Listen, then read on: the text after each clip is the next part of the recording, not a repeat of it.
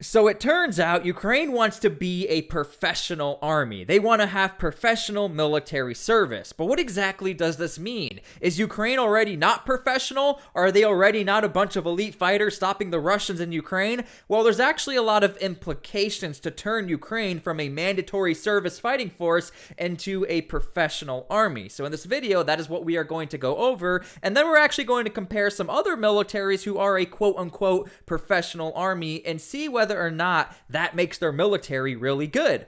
Okay, so first things first, what exactly is a professional soldier? Professional is somebody who gets paid, and a soldier is someone who fights. So when you bring the two together, a professional soldier is a full-time and military trained combat professional. Now, as far as the Ukrainian military, right now the soldiers are full-time, but many, and I mean many of the fighters for Ukraine, they were never soldiers, and many of them are not on a full-time contract. They are fighting because they are forced to fight. So again, a professional soldier, thus a professional army, these are full-time fighters who volunteer for a force to fight for a paycheck. But again, this is their full-time profession. This is their job. This is what they're good at. And that's what Ukraine wants to formulate. Now, I think it's important to get a little context as to why Ukraine is deciding to go to a full-time professional military, because there is a reason. As we see here in the highlighted portion, and this is from Reuters, Ukraine plans to abandon conscription and move to a professional army after the war. And that's important, after the war, with Russia to bring Kyiv closer to NATO standards. So understand this, NATO has standards. In fact, I reported on this recently. Germany is kind of falling under NATO standards where they don't actually have enough artillery shells to last a defense for NATO. So again, NATO has these specific standards where you have to be able to provide your own munitions, you have to have training standards, you have to provide a battle space for training to happen within your country. There's a lot of things that come together when you join NATO. Now, NATO says this is why Ukraine can't join NATO, but there's also a lot of speculation that Ukraine can't join NATO because that'll pull in all of NATO into this conflict. I digress, but nonetheless, Ukraine wants to form a professional military to come up to NATO standards, but again, only after this conflict. Okay, so I really love this map right here because this is an interactive map where we can scroll over any country we want and it'll tell you whether or not that country has mandatory service. Now, what you need to know is that technically every country in the world has some sort of mandatory service because technically any country can force its citizens to go and fight for a conflict. Now, what you need to know is that some countries force you regardless of conflict, and some countries just get your name in a database just in case something pops off. And we'll go over all of that, but the first thing we need to do is let's see what the top 10 military powers are in the world and then correlate that to mandatory service.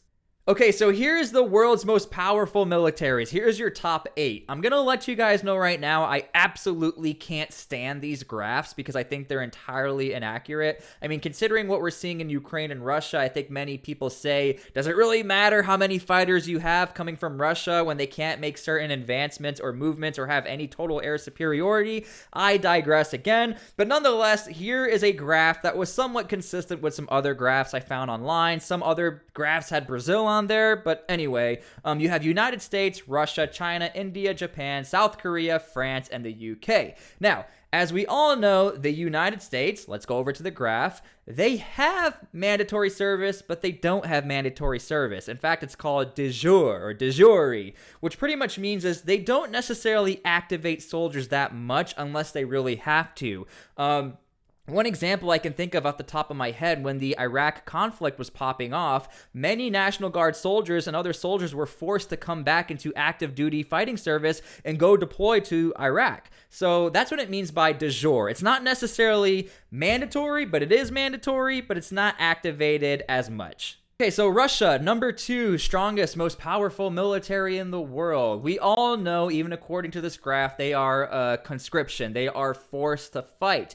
Now, again, the point of this video is to see if there's any correlation of a professional military or a conscript military, because there's some countries out there who are on this graph are conscripts, and Russia being number 2, that's a pretty strong data skew to show that it doesn't necessarily matter whether or not you're a professional military. As far as Russia goes, as long as they have bodies on the front lines, it seems to be working for them. Now we go to number 3, China. And I love this stat because a lot of people are very shocked when they hear that China and the United States nearly have the same military fighting structure. And this might actually mean something. Maybe this means that if you ask your people, your citizens, to volunteer for the fighting force, you get some reserves on file, and then if you have a conflict, you call them in. That might be the most effective way. But we have to understand this. China and the United States, they have very high military budgets. So I try to be very careful when it comes to comparing the United States to a professional military or a volunteer military, because again, we have really good payments for soldiers. They get free college when they're done. They get free this, they get free that, when other countries don't have the benefits of the United States. And I don't think Ukraine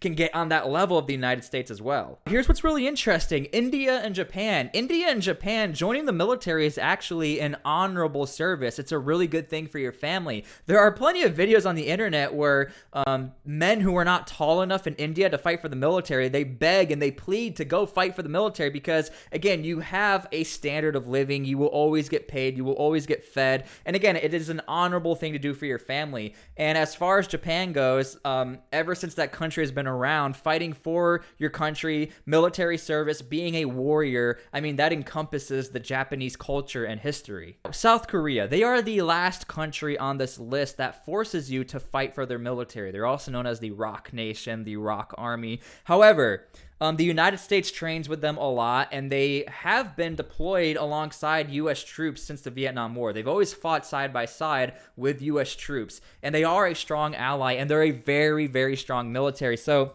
they are sort of a skewed stat as well, where many of them are forced to fight for the military or the army, but many South Koreans also volunteer or they decide to stay longer in the military because they sort of have that same structure as the U.S. military and that same culture because, again, the U.S. military essentially formed the Rock Army or the South Koreans, but I don't see that in any correlation of them being a conscript force as them being a bad fighting force because it's worked for South Korea for such a long time. So what does this all mean? As far as the top fighting forces in the world, having volunteer service or not mandatory service to fight in our military, it's a good thing. There's a lot of correlation behind your military not forcing your fighters to be there. They want to be there. They don't have a choice but to be there because they signed up for your military and they know what they're getting into, and that is their full-time profession. They are a professional soldier. They are a professional army. And as far as the U.S. military goes, it is the strongest military in the world, and if any military wants to try and copy another military,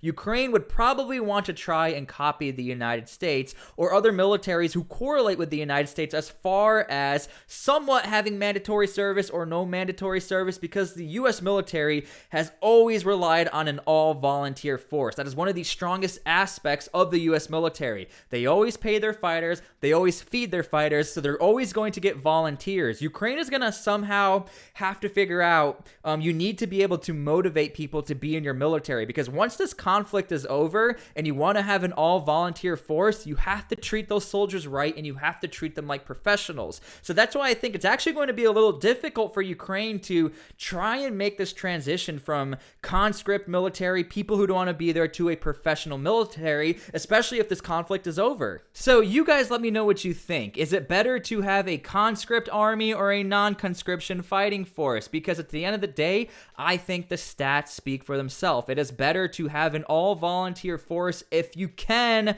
manage to do that. Let's remember, a lot of these countries who have a non-mandatory service, they've been doing it for a long time. So Ukraine, again, is going to have to figure out how to motivate all of these people, and where is all this money going to come from to pay all these professional soldiers? And that's something that Ukraine has been saying they have to find out and do. They have to have a better industrial complex. They have to be able to supply their soldiers with munitions. They can't only rely on NATO. They can't join NATO and rely on NATO. That's not how it works. NATO works together. Nonetheless, let me know what you guys think.